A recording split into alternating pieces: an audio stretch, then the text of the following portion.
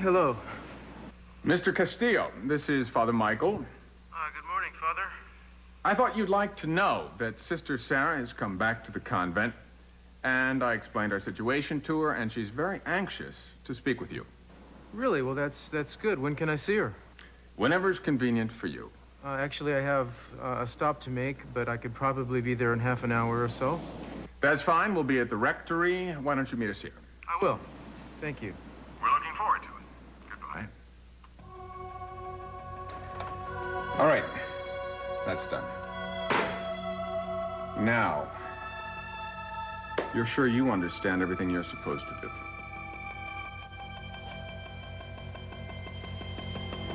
Yes, I understand very clearly, Father. Cruz, I have been digging. I haven't found anything out of the ordinary about this convent yet. I mean, when Mary died, they didn't even mention the place in the papers.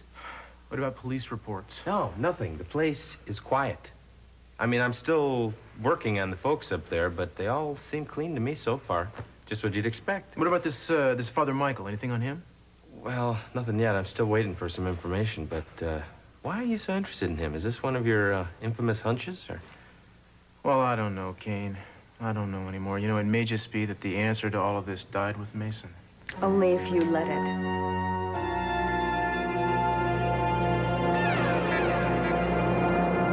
Julie, I'm very sorry about Mason. It's a loss for all of us. Thank you. I need to talk to you, Cruz. Yeah, well, I was just leaving. I'll be at the Hall of Records if you need me. Ken, you really don't have to leave. It'll only take No, a minute. no, it's okay. We were finished. Thank you for getting on this so quickly. Sure.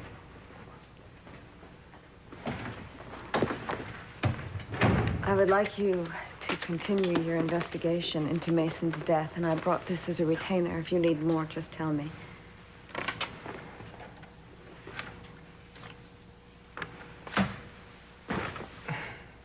Why are you doing this? It's a legitimate assignment, and I think that you should be paid. Sweetheart, you know that I want to get to the bottom of this as much as you do. I don't think anybody wants it as much as I do. People seem to think that Mason's funeral was the end of it, and it's not. This is a formal assignment. I want it to be formal, and I want you to take the check because I need your help.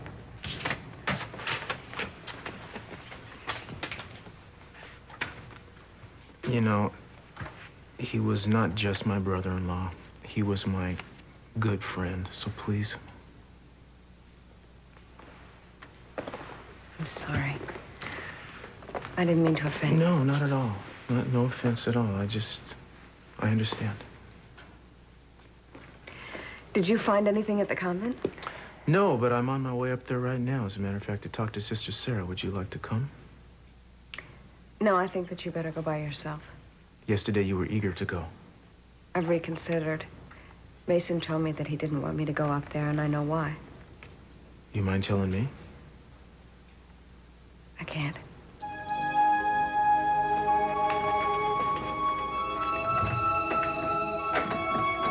No, that's right. Round trip to Paris with the return date left open.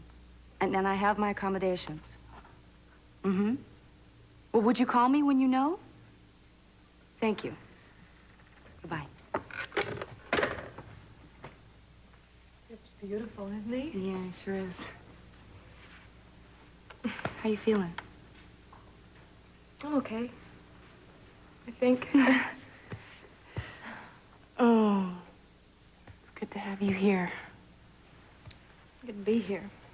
How long are you two going to keep him? Well, till Victoria's out of the hospital. At least that's my understanding. I know it's hard for you, Eden. Yeah, but why should a child suffer from the selfishness of an adult? Well, I really don't think Chip's suffering, and you know what? I think in time you may come to love him. You don't know. No, I don't know. I mean, I really don't know how I feel about it. Cruz loves that baby more than anything, but I don't know how I feel. Well, of course not, and you won't have that bond. It's not your child. And you're not used to having children, so I think what you really need is to have a kid of your own.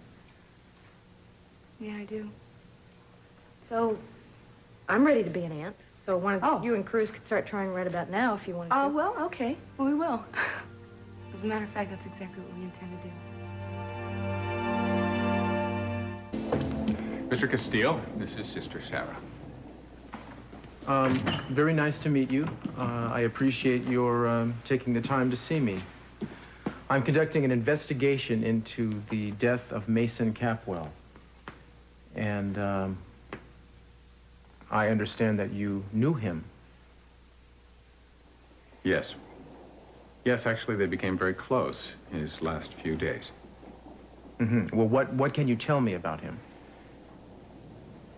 Well, she was very sorry for him. He was a lonely man. Very often, he would drink in the afternoon and at night. And he drank a lot. And when he did, he said such strange things. What kind of strange things? He asked a lot of questions about her friend, Sister Mary. He seemed to be afraid of something. Of what? She's not sure. Maybe that he was afraid he was going to be found out, but he didn't explain.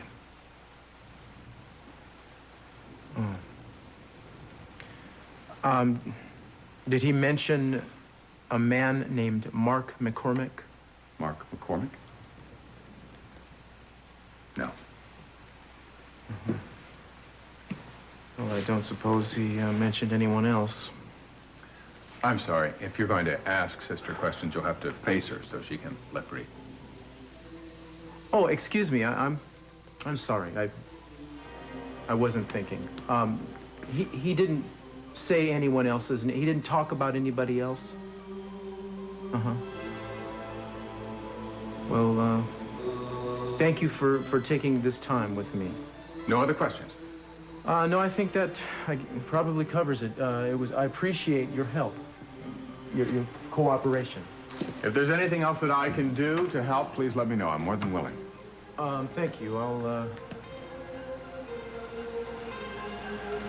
I'll take you up on that.